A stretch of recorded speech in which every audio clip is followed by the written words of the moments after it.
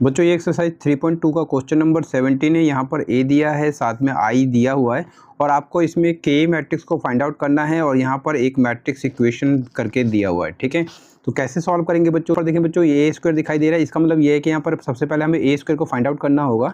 ठीक है, और उसके बाद हम इस ए स्क्वायर को जो भी हम फाइंड आउट करेंगे वो इसमें हम पुट करेंगे।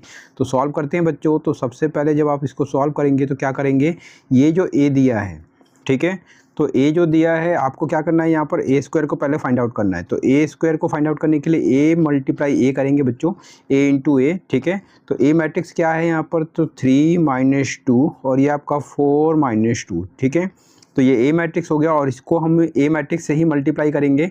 तो फिर से लिखना है 3 - 2 और ये आपका 4 - 2। ठीक है, इन दोनों मैट्रिक्स का क्या करेंगे, आपस में मल्टीप्लाई करेंगे। तो मल्टीप्लाई कैसे करेंगे, तो एक रो लेंगे बच्चों और एक कॉलम लेंगे। तो फर्स्ट रो और फर्स्ट कॉलम का कॉरेस्पॉन्डिंग मल्टीप्लाई करेंगे। तो 3 का 3 से मल्टीप्लाई करते हैं तो क्या आएगा ज़रा देखें, तो ये आपका 9 होगा। -2 का मल्टीप्लाई 4 से करें तो ये आपका -8 हो जाएगा। उसी तरीके से फर्स्ट रो और सेकंड कॉलम का कॉरेस्पॉन्डिंग मल्टीप्लाई करेंगे और यहाँ पर लिखेंगे बच्चों। तो 3 का मल्टीप्लाई -2 से करें तो ये आपका -6 और -2 का मल्टीप्लाई -2 से करें तो ये आपका +4 होगा। ठीक है, अब आपको सेकंड रो लेना है बच्चों, सेकंड रो और फर्स्ट कॉलम का कॉरेस्पॉन्डिंग मल्टीप्लाई करना है और यहाँ पर लिखना है। तो 4 का मल्टीप्लाई 3 से करें तो ये आपका 12 होगा।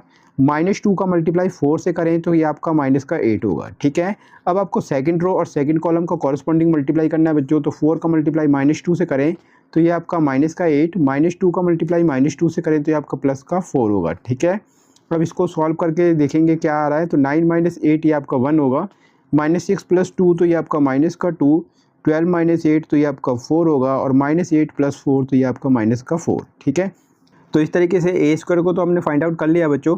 अब आपको यहाँ पर इस मैट्रिक्स इक्वेशन को देखना है कि यहाँ पर क्या दिया है। तो जो भी दिया है उसी को आपको लिख लेना है नाउ करके। तो नाउ करके लिख लीजिए कि ए स्क्वायर किसके इक्वल है बच्चों, तो ये आपका के ए माइनस का 2i के इक्वल है। ठीक है, तो ए स्क्वायर ये मैट्रिक्स जो है इसको इसके नीचे लिख देना है। तो क्या है 1 - 2 और ये आपका 4 - 4। ठीक है, तो ये मैंने ए स्क्वायर मैट्रिक्स को इसके नीचे लिख लिया है। इक्वल टू क्या करना है, के ए, तो के को लिख लेना है और साथ में यहाँ पर इसको मल्टीप्लाई करना है ए मैट्रिक्स से। तो ए मैट्रिक्स क्या है, तो देख लीजिए ये है, तो इसी को आपको यहाँ पर लिख लेना है। तो ये 3 - 2 और ये आपका 4 - 2। ठीक है, माइनस का ये आपका 2 और आई का मतलब यहाँ पर क्या है, आइडेंटिटी मैट्रिक्स। तो आइडेंटिटी मैट्रिक्स आपको 2 × 2 ऑर्डर का लेना है क्योंकि सारे मैट्रिक्स जो ए है वो 2 × 2 का है। तो यहाँ पर जो आइडेंटिटी मैट्रिक्स लेना है वो भी आपको 2 × 2 का लेना है। तो 1 0 और ये आपका 0 1। ठीक है, तो ये आइडेंटिटी मैट्रिक्स हो गया। अब इसको हम सॉल्व करेंगे बच्चों। तो लेफ्ट साइड में ये तो आपको ऐसे लिखना है 1 - 2 4 - 4। ठीक है, तो इसको तो आपको कोई चेंजिंग नहीं करना। इस के का मल्टीप्लाई इन सबसे हो जाएगा बच्चों। तो ये अंदर मल्टीप्लाई करेंगे तो ये आपका 3k माइनस का 2k, इसका इससे मल्टीप्लाई कीजिए तो ये आपका 4k और यहाँ पर मल्टीप्लाई करेंगे तो ये आपका -2k। ठीक है, राइट। अब यहाँ पर देखिए बच्चों, तो इस 2 का भी मल्टीप्लाई अंदर से इन सबसे होगा तो क्या होगा, तो माइनस का साइन तो बाहर रहेगा।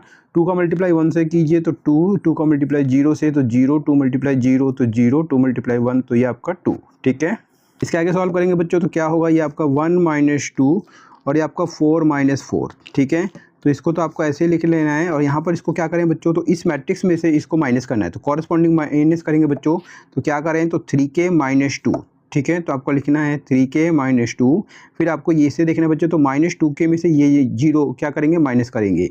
तो -2k और ये -0। ठीक है, इसी तरीके से इस एलिमेंट को देखेंगे और इसका कॉरेस्पॉन्डिंग इसको देखेंगे। तो यहाँ पर तो 4k है तो आपको लिखना है 4k और ये माइनस करके आपका 0। ठीक है, यहाँ पर क्या है बच्चों, तो ये आपका माइनस का 2k और माइनस माइनस में ये आपका 2, राइट।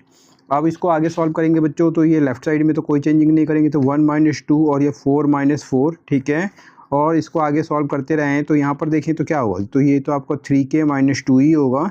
-2k - 0 का मतलब क्या है बच्चों, तो माइनस का 2k - 0 तो लिखने की ज़रूरत नहीं है। 4k - 0 मतलब ये किसके इक्वल हो जाएगा, तो 4k के इक्वल होगा। और -2k - 2 तो इसको आपको ऐसे ही लिख लेना है। ठीक है, -2k - 2। ठीक है, अब देखिए ये दो मैट्रिक्स आपको इक्वल दिखाई दे रहे हैं बच्चों। तो जब भी आपको दो मैट्रिक्स इक्वल दिखाई देते हैं तो उस केस में हम क्या करते हैं, कंपेयरिंग करते हैं बच्चों। इस केस में हम कंपेयरिंग करेंगे और कॉरेस्पॉन्डिंग टर्म्स का कंपेयरिंग करेंगे। तो आपको लिखना है बच्चों, तो हम कंपेयरिंग करते हैं। तो कंपेयरिंग कैसे करेंगे बच्चों, तो ये एलिमेंट किसके इक्वल होगा, 3k - 2 के इक्वल होगा। तो आपको ऐसे लिख लेना है बच्चों, 3k - 2 = 3k - 2 = 1, इस तरीके से। ठीक है, फिर यहाँ पर देखें ये के वाले को, तो ये -2 के किसके इक्वल होगा, -2 के इक्वल होगा। तो -2 के इक्वल होगा -2। इसी तरीके से यहाँ पर देखिए 4k किसके इक्वल होगा, 4k तो आपको लिख रहना है 4k इक्वल टू 4 होगा। और यहाँ पर -2 के -2 -4 के इक्वल होगा, तो आपको लिखना है -2 के -2 किसके इक्वल होगा, तो -4 के इक्वल होगा। ठीक है, इसके आगे सॉल्व करेंगे तो यहाँ से k का वैल्यू फाइंड आउट करेंगे बच्चों। तो 3k किसके इक्वल होगा, तो 1, और ये इधर आ गया तो ये आपका प्लस का 2 हो गया, तो 3k इक्वल हो गया 3k। तो इस तरीके से k का जो वैल्यू होगा वो 3/3, तो ये आपका k का वैल्यू 1 हो गया। ठीक है, अब यहाँ पर देखें बच्चों, तो यहाँ पर से माइनस कैंसिल हो गया, तो k का वैल्यू क्या आ रहा है, तो 2/2, तो ये 1, तो k का वैल्यू यहाँ पर भी 1 आ रहा है बच्चों। यहाँ देखेंगे तो k का वैल्यू 4/4 कैंसिल होकर 1, तो k का वैल्यू यहाँ पर 1 आ रहा है। यहाँ पर क्या होगा बच्चों, तो ये आपका -2k -4 -2 इधर गया, तो ये आपका +2, तो -2k किसके इक्वल होगा, तो -2k, और माइनस कैंसिल होगा, तो k का वैल्यू क्या होगा 2/2, तो k का वैल्यू यहाँ पर 1 आ रहा है। ठीक है, तो सभी जगह से देखें बच्चों, तो यहाँ पर भी k का वैल्यू 1 है, यहाँ पर भी k का वैल्यू 1 है, k का वैल्यू 1, यहाँ पर भी k का वैल्यू 1। तो लास्ट में आपको लिख देना है बच्चों कि देयरफॉर k का वैल्यू जो आएगा इस केस में वो आपका क्या आएगा, 1 आएगा, और यही हो जाएगा इसका आंसर बच्चों। तो उम्मीद करता हूँ बच्चों अच्छे से समझ में आ गया होगा। अगर अच्छे से समझ में आ गया तो वीडियो को लाइक कर लेना है, चैनल पहली बार है तो प्लीज़ चैनल को सब्सक्राइब भी जरूर कर लेना बच्चों, और अपने फ्रेंड के साथ इस वीडियो को जरूर शेयर कर देना। नेक्स्ट वीडियो में एक और नए क्वेश्चन के साथ आपने वीडियो को वॉच किया, इसके लिए आप सभी का बहुत बहुत धन्यवाद बच्चों।